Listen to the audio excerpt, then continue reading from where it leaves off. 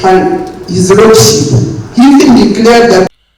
It was in 1995 when Uganda adopted what was hailed as one of the most progressive constitutions on the African continent. Now, 3 decades later, civil society organizations say the country has a constitution without constitutionalism.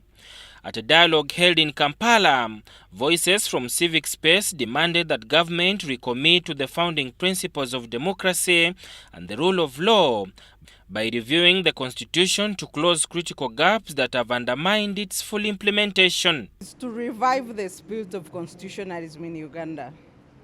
Today has been a reflection of the 30 years of the constitution, what has worked, what has failed, and many Ugandans understand the challenges of the 30 years of the constitution. A major point of concern is the increasing involvement of the military in the electoral process, which stakeholders say undermines free and fair elections.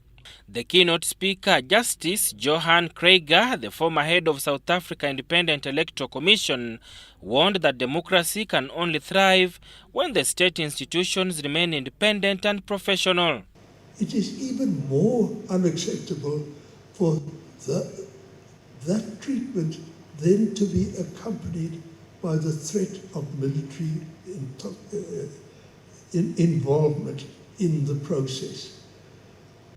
The event also highlighted the failure of decentralization, noting that despite constitutional promises of devolved governance, local governments remain weak with limited autonomy and resources.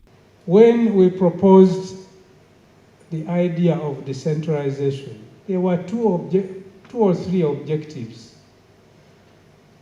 Of course, one was to take democracy closer to the people. The second was dispersal of powers so that power is not concentrated in the center. But the main one was another layer of checks and balances. As worship the Constitution as the foundation of the citizens' freedom, equality, fraternity, and liberty. Speakers including Justice James Ogola, Professor Frederick Sempebwa, and Maria Matembe, key contributors to the original constitution, pointed out the erosion of checks and balances and the diminishing power of institutions meant to hold the executive accountable. They called for a comprehensive constitutional review to redefine the power of the president and parliament.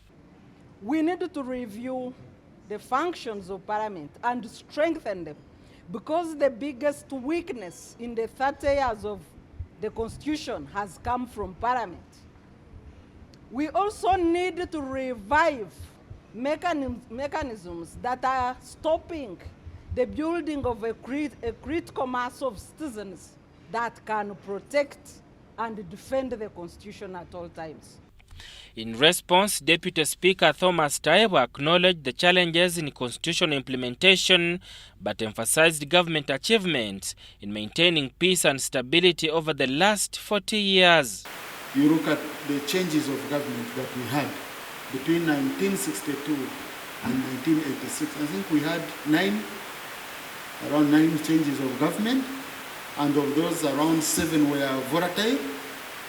The most important question to me and the most important achievement of this constitution is that it has given us stability. Calls for reform come at a time when Uganda is preparing for the 2026 general elections. Sada Mubale, UBC News, Kampala.